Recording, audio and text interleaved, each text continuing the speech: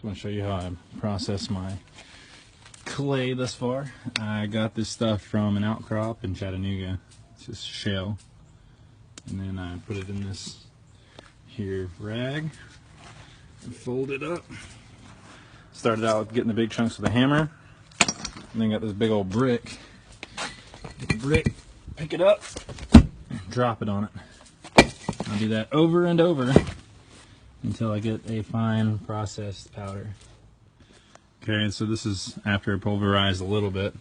You get this thicker stuff, you get the more powdery stuff, and I put it through my sieve, which I made out of window mesh, screen window mesh, and 1/4 inch wire.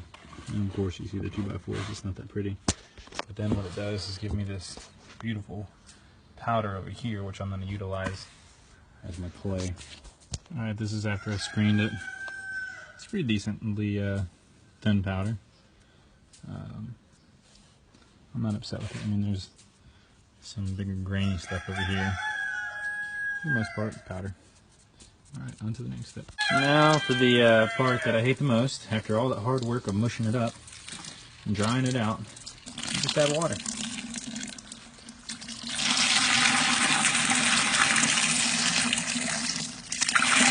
At this point you can get a stick or something.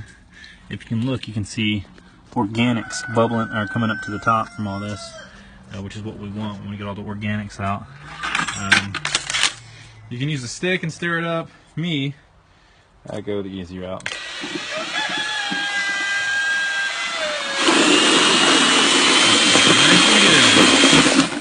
I use this here screen to just slightly go over the top of everything and collect all this nastiness. Just knock it out.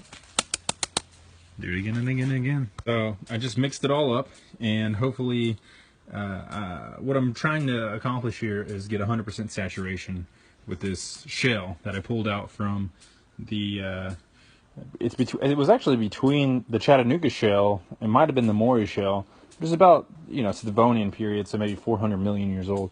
But from looking in here, and after just a quick spin, you can see that it's still really chunky inside, and you can see parts of maybe, I don't know, chert or something.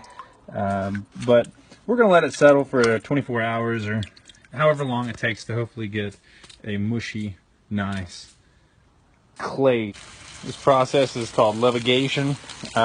It's still the same thing where you're going bucket to bucket to bucket. This stuff is the finer stuff I've been pouring off the top. Let the heavier stuff, as you can see, stay in the bottom.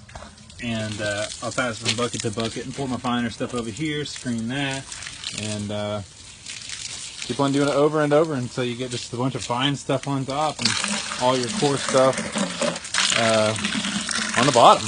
Levigation. Woohoo! With one hand here.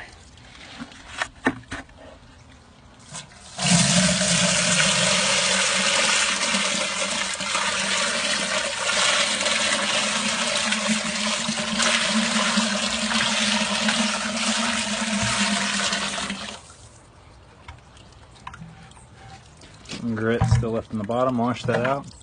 Just for extra measures, I use this guy. And I just go around in my bucket here, over and over and over. Let me see if I can catch anything. Oh yeah, see all that? I'll do this quite a few times until there's nothing left. What I'm going to do next is get you a sheet.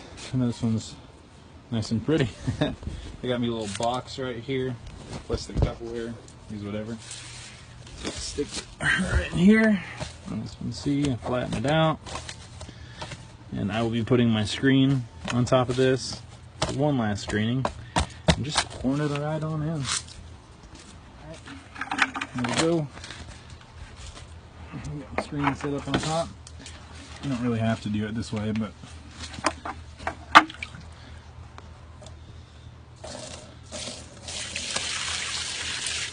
now you want to make sure your cloth is decently thick enough where your clay won't seep through it. This is kind of old fabric. I'm not really sure how thick it's going to be, but I'm going to give it a go. Hopefully it works out. Seems pretty thick. Feels pretty good. Think thick pillow mattress or pillowcase. This is just some old sewing material. And then what we do is just wrap this up in some string and hang it from a tree. And there you have it. I had to put an extra blanket on it because it was leaking too fast. So I said you got to make sure you got some thick cloth. So mine's double wrapped. As you can see, when it drips, you want it to be semi-clear. You want to make sure that if it's kind of colored, it's most likely silt or something coming out. You just don't want all your clay to come out. And I tucked in all the excess of the blanket, or old sheet. So to use an old sheet. You see I got other ones hanging here, other clays. This one has a couple more days out here. It's going to rain tomorrow, so it's going to be cold all week. This one's almost done. Come out here and slap them around a little bit just to make sure that the water can stay on the outside, or it's not just staying at the very top. I want it to soak all the way out, and plus you want to mix it up because it gets dry on the outside. This is just my method. I'm sure there's other methods out there. And there you have it. Now you just wait. I would say, depending on the weather, here it's going to be cold. It's going to be like freezing, so it's going to take a long time to dry out. You can probably do it inside. I don't know. Just whenever it feels right. Okay, it's been a few days while it's hanging. Now I'm going to take it out of this pink rag. Still kind of moist, but I got a light on it. This is about what we got right now. Doesn't look too bad. I'm gonna have to mix it up a bit. But yeah, ball of clay. I'll record it after I mix it up a bit. Hopefully it dries out just a tad bit more. It's still kind of wet. You want to do a plasticity test on this. See how plastic it is. You want to coil it up into a string and wrap it around your finger. If it breaks, probably not the best clay to use. A lot of people will do this before they collect the clay, but considering we started out with shell, this is just a test to see if it actually works. I'm not upset with this. This is pretty nice. And there you have it. A ball of clay. There you go. Now it's time to put it on the old wheel.